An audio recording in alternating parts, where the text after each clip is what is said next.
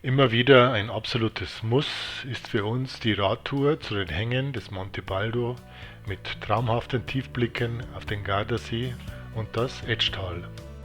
Unser seit Jahren bevorzugtes Basislager hoch über der Bucht von Garda bietet nicht nur einen herrlichen Blick auf den See, sondern auch alles, was man für einen Radurlaub braucht. Unsere Radtour führt von Costermano über Caprino Veronese und Lumini in die Bergregion zwischen Prada und Spiazzi und dort zu idyllischen Almen und neugierigen Bergbewohnern. Die 1300 Höhenmeter liegen logischerweise in der ersten Hälfte der 52 Kilometer Runde, aber die Ausblicke aus luftiger Höhe sind bestimmt auch für euch absolut sehenswert.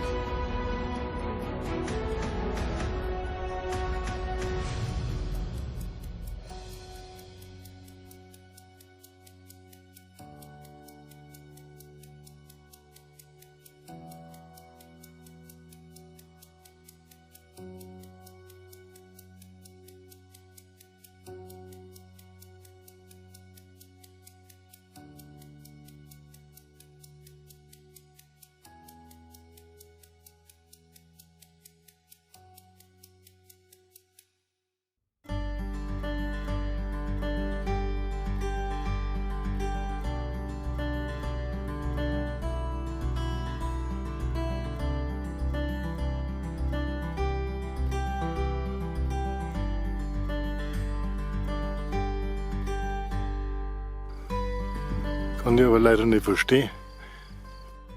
Ein absolutes Highlight dieser Tour ist sicher der Blick über die Malga Socchi und dazu eine Brotzeitpause mit Seeblick. Das Murmeltier kurz vor Malga Valfreda verstand zwar kein Bayerisch, machte uns aber klar, dass wir uns gefälligst wieder ins Tal verziehen sollten. Auch wenn man kein Fan von langen Abfahrten ist, das langsame Dahingleiten zurück zum Lago di Garda durch pures Italien ist einfach ein Genuss. Und da haben wir den Latte Macchiato in Spiazzi noch verheimlicht.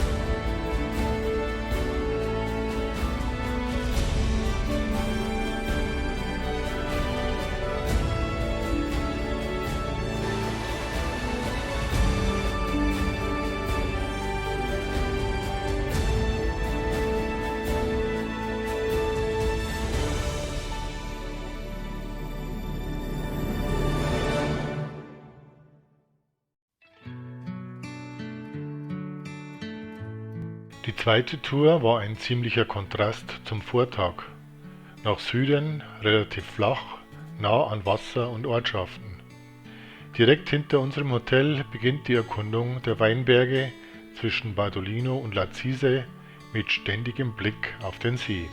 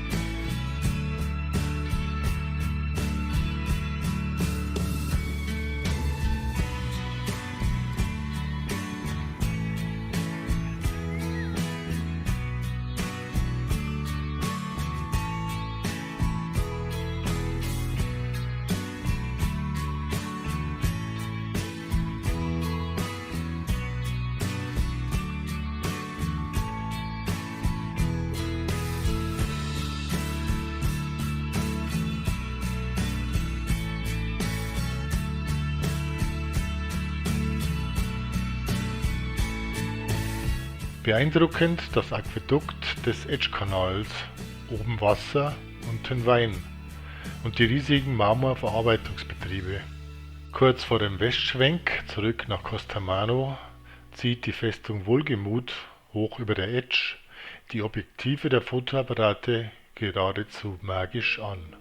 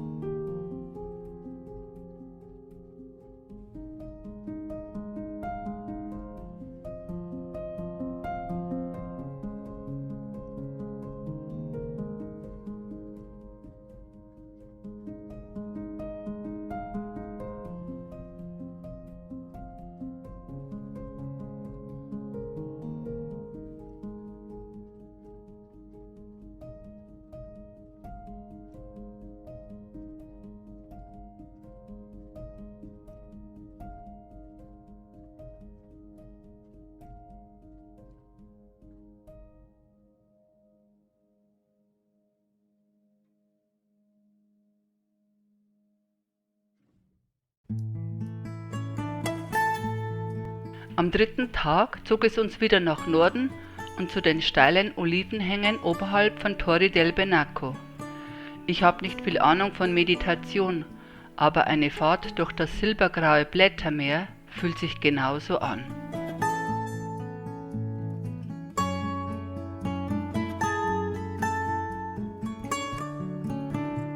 Zuerst müssen wir allerdings ca. 400 Höhenmeter überwinden, um nach San Zeno di Montana zu kommen, das im Winter ein kleines Skigebiet ist.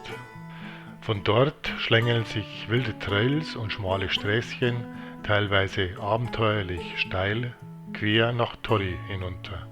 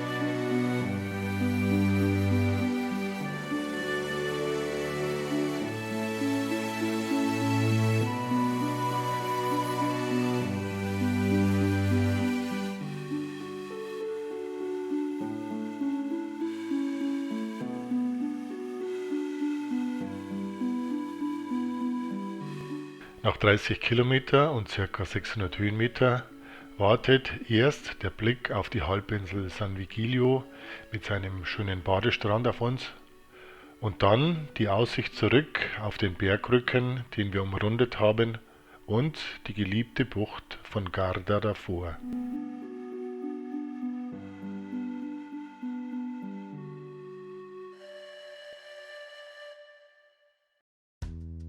Borghetto das schönste Dorf Italiens, wird zumindest behauptet.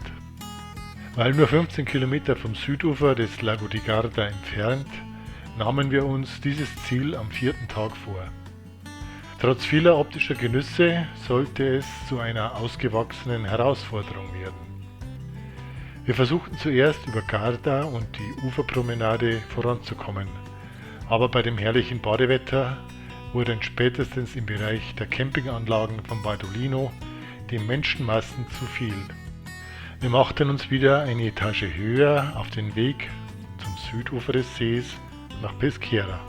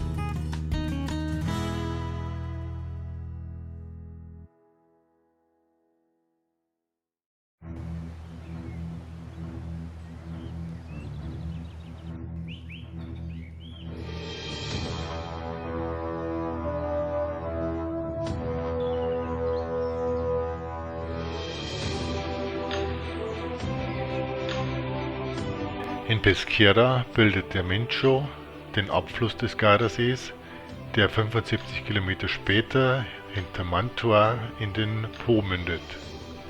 Auf dem Weg dorthin durchflutet der Fluss unser heutiges Ziel, das ehemalige Festungsdorf Borghetto.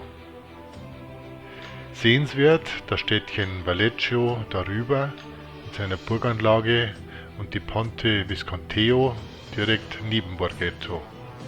Und natürlich das große Rauschen durch das idyllische Dorf mit seinen engen Gassen.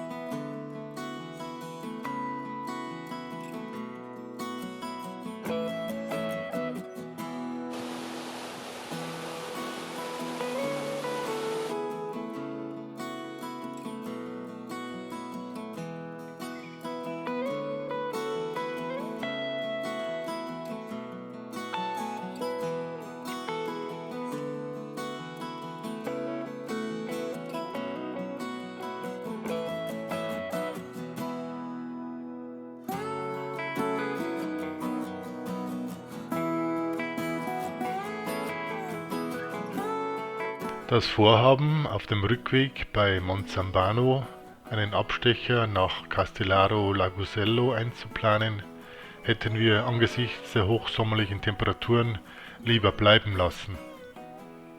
Genauso wie dem Versuch, ab Peschiera wieder am Ufer voranzukommen. Radfahrtechnisch ist das Hinterland wesentlich sinnvoller, aber eben nochmal sehr hügelig.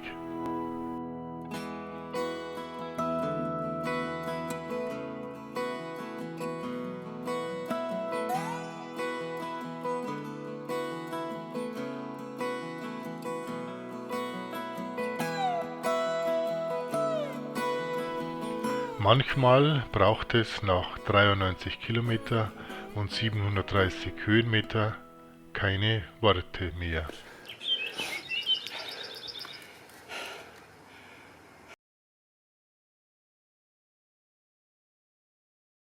Keine Sorge, es gab keine Ehekrise.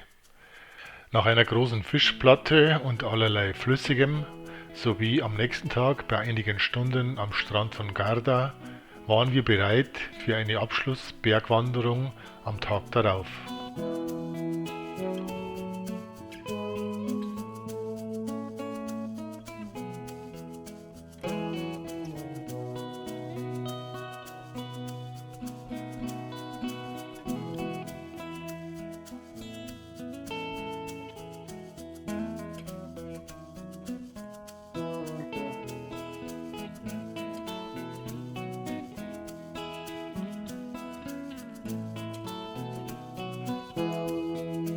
Die in den Fels gebaute Wallfahrtskirche Madonna della Corona kann man relativ einfach von Spiazzi aus erreichen.